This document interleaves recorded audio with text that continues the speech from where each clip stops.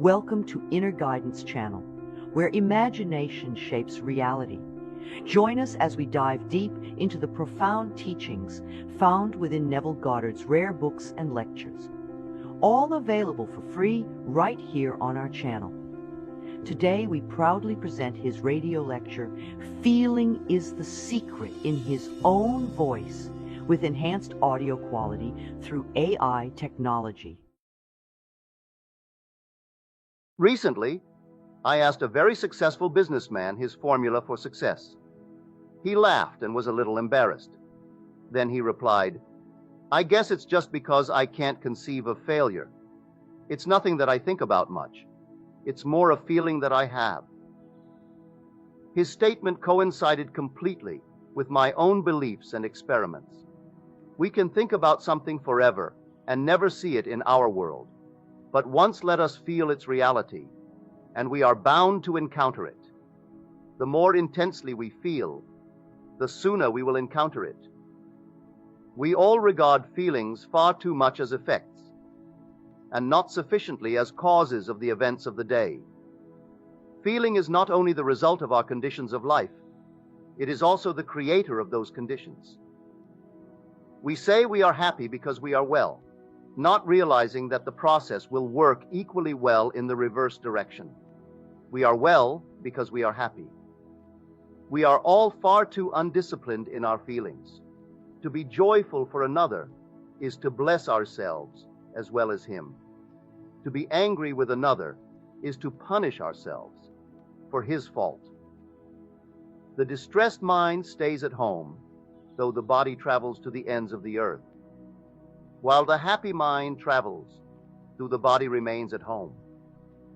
Feeling is the secret of successful prayer. For in prayer, we feel ourselves into the situation of the answered prayer, and then we live and act upon that conviction. Feeling after him, as the Bible suggests, is a gradual unfolding of the soul's hidden capacities. Feeling yields in importance to no other. It is the ferment without which no creation is possible. All forms of creative imagination imply elements of feeling. All emotional dispositions, whatever, may influence the creative imagination. Feeling after him has no finality. It is an acquisition, increasing in proportion to receptivity, which has not and never will have finality. An idea which is only an idea produces nothing and does nothing. It acts only if it is felt, if it is accompanied by effective feeling.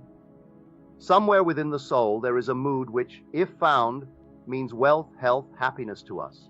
The creative desire is innate in man. His whole happiness is involved in this impulse to create.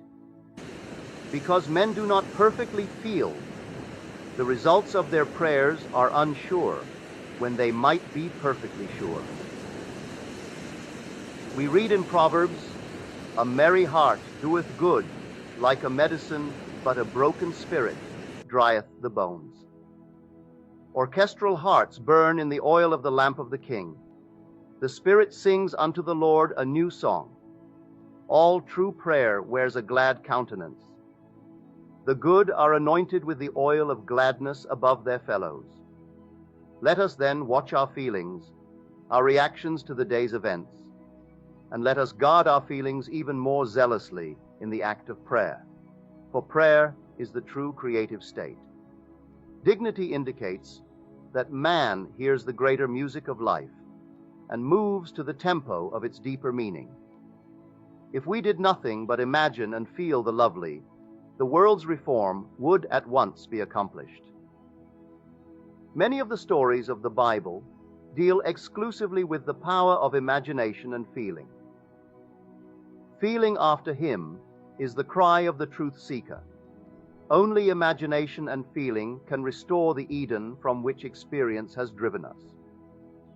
Feeling and imagination are the senses by which we perceive the beyond.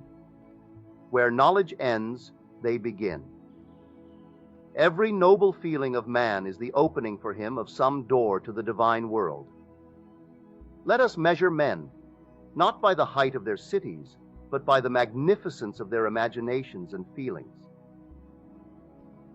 Let us turn our thought up to heaven and mix our imagination with the angels. The world that moves us is the one we imagine, not the world that surrounds us.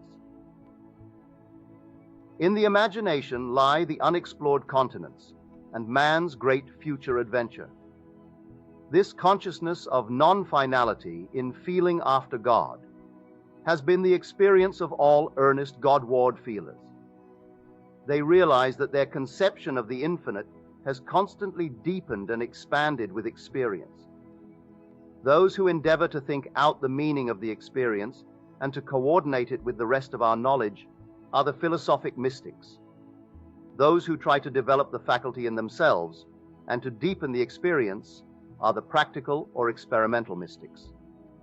Some, and among them the greatest, have tried to do both. Religion begins in subjective experience. Religion is what a man does with his solitude, for in solitude we are compelled to subjective experience.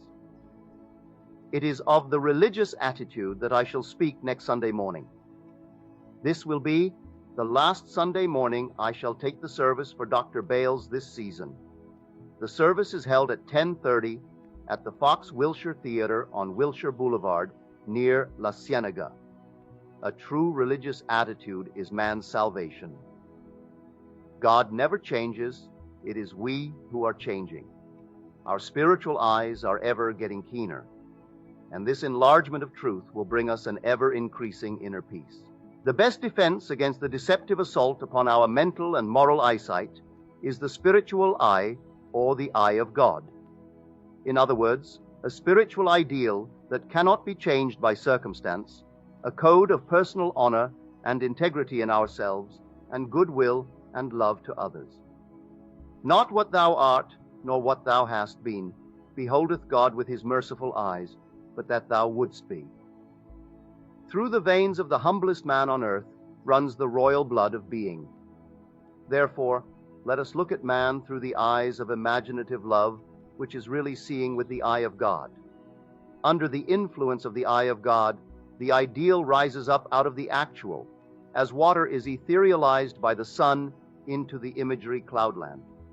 Things altogether distant are present to the spiritual eye. The eye of God makes the future dream a present fact. Not 4 months to harvest. Look again. If we persist in this seeing, one day we will arise with the distance in our eyes, and all the staying, stagnant nearby, will suddenly be of no importance. We will brush it aside as we pass on to our far-seen objective. The man who really finds himself cannot do otherwise than let himself be guided by love. He is of too pure eyes to behold iniquity. Our ability to help others will be in proportion to our ability to control and help ourselves. The day a man achieves victory over himself, history will discover that to have been a victory over his enemy. The healing touch is in an attitude, and one day man will discover that one governs souls only with serenity. The mighty surrenders itself fully only to the most gentle. Recognizing the power of feeling, let us pay strict attention to our moods and attitudes. Every stage of man's progress is made through the exercise of his imagination and feeling.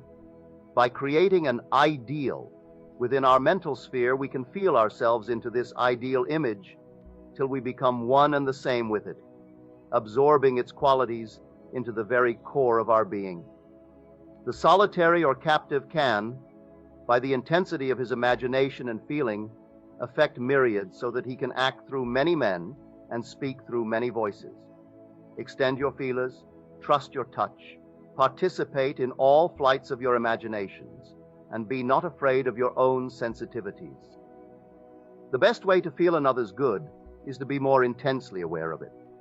Be like my friend and have more of a feeling for the health, the wealth, the happiness you desire.